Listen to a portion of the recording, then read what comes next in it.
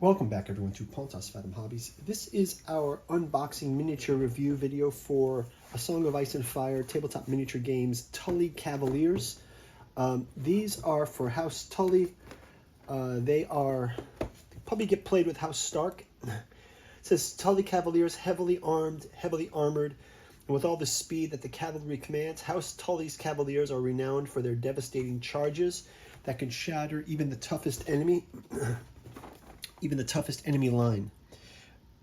The mere threat of an imminent charge forces enemy commanders to respond, allowing the Cavalier commander to project force against an enemy line without even engaging.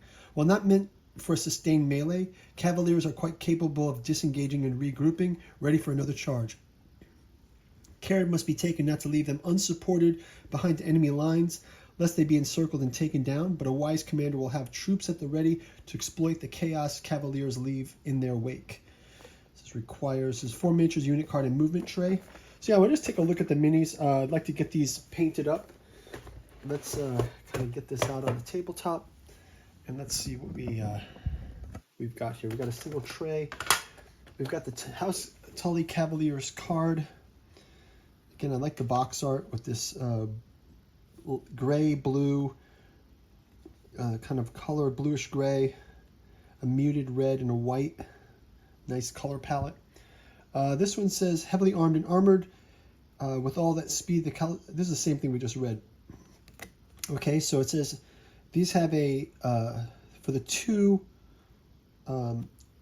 ranks, 6 dice and 4 dice at a +3 for the lance attacks. They've got a +3 for shield. They've got a +5 for their panic. They move 5. Each model in this unit has 3 wounds. At the start of this unit's activation, it may take a free maneuver action. It has a lance when charging.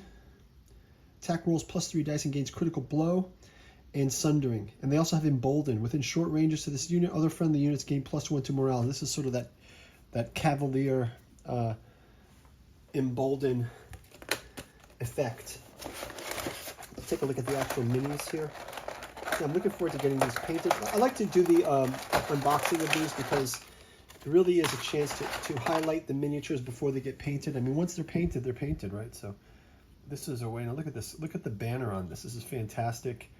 Very clear lines on this. The armor, nice raised effects for the horses. Armor, the long cloak on the horse and the rider. Some different Tully symbols on the shields. Some nice plate or mixed plate with mail type of armor. Looks like a padded armor too. So a bit of mail, padding, and plate mix. Cool helmet with the face exposed. It's a nice detail for painting. There's our bannerman. One of our lance. This guy is charging with the lance forward. Has his shield. Again, helmet up. Some knee guards. Same elaborate feature for the horse. Long robes. You can see the riding stirrup here. Very clear. Boots. Kind of a padded mail. Lots of house symbols in the breastplate. Lots of details on these. These are real nice. And what I like is they're chunky. So you see that this is very chunky. These lines on the horse will be really easy to grab with highlighting.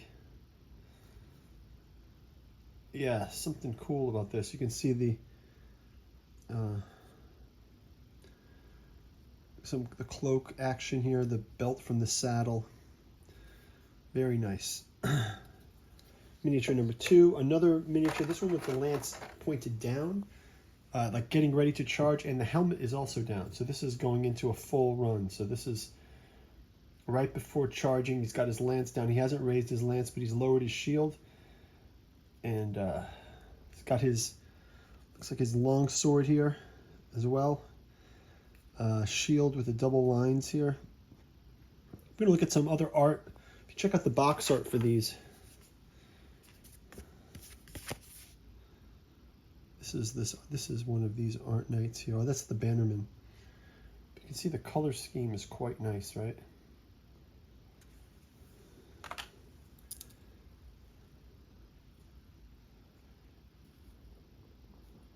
Looking at these buckles here. There's also some quilting below the saddle on this one. You can see that saddle quilting. You've got this mail across the top of the chest, the cloak, and then the cloak extends up to the front. I like how this comes out the back. There's some shoulder and elbow guards here. The arm behind the shield is also detailed in there, if you can kind of see it in there. Arm behind the shield. Let's do a quick zoom in all the way here. Oh yeah, you can see that arm inside. Whoa, this is amazing, this mini. Look at it. Let's do a close-up of the horse's head. And that saddle work. All right, it's fantastic. Let's look at the front of his helmet. And you can see the eyes kind of poking through there as well. Nice. It's cool. Third mini. Let's grab our last mini. Again, this one is got the lance up, but the helmet is face guard is down on the helmet on this one as well. So we got two with the face guards open, two with the face guards closed. They're in different stages of running. This kind of has a running forward. The horse is really leaned forward, so it looks like the mane is brushed back, so you can see that there's some kind of wind there. This has got the double symbol, so it seems like we have the shield that has just the wavy line with the symbol, and just the symbol. So we got three different variations on the shield, which will be interesting. I can kind of come up with a painting scheme for those. Again, he's got the long sword. I'm trying to focus in here on these details as well. If you look at this, the saddle details. All right, the long sword looks great there. These shin guards, the strap that holds the bottom of the horse, you can see it in there. There's that double symbol, the fish with the waves. Look at that horse head, it's so amazing. Spearhead.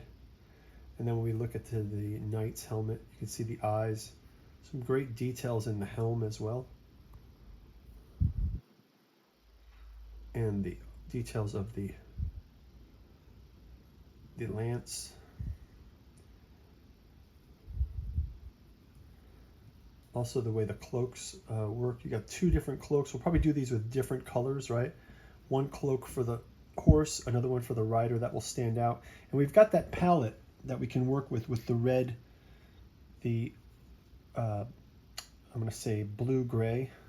Oh, we can see these buckles here as well for the saddle, for the rider. Yeah, it looks great. Very detailed. Very good model here. Yeah, that's awesome. I want to zoom in on this one because we didn't get to zoom in on him. On this standard bearer, you can see really well in here this saddle detail, right? And he's just got the single fish. He's got the face details. He's got a mustache, plate armor, and then he's got that single fish and the fish on top of the banner as well. It's maybe like a golden fish that'll be. We'll see what we'll do for the painting schema for this. But yeah, looking great. Yeah, so that's the Tully Cavaliers. Looking to get these painted up and probably will be part of a Stark campaign. As usual, guys, if you want to go check out our channel, like and subscribe. We will keep you notified as to when we get upcoming videos for not only our gameplay, but for painting videos as well. Let me leave this here. And really looking forward to getting these Tully Cavaliers painted and on the tabletop. So thanks for watching, and we'll see you on the tabletop. If you get a chance, check out our bookstore below, Pontos Fathom Press. You can check out bookstores, helps to support the channel. We're not monetized. Also check us out on other social media. We're actually on Rumble, we're on BitChute, we're on Odyssey. So if you're on any of those channels, come by and say hi. Leave a comment below. Have you painted Tully Cavaliers? Let me know. Or if you got a gameplay for them, you can leave a link for us down below. And just to give you guys a heads up, we are also looking to paint the Highgarden Pikemen. So there'll be a video for that coming up. And we've been playing Tainted Grail campaign. So check out the channel for Tainted Grail. And as usual, we'll see you on the game board. Take care. Bye-bye.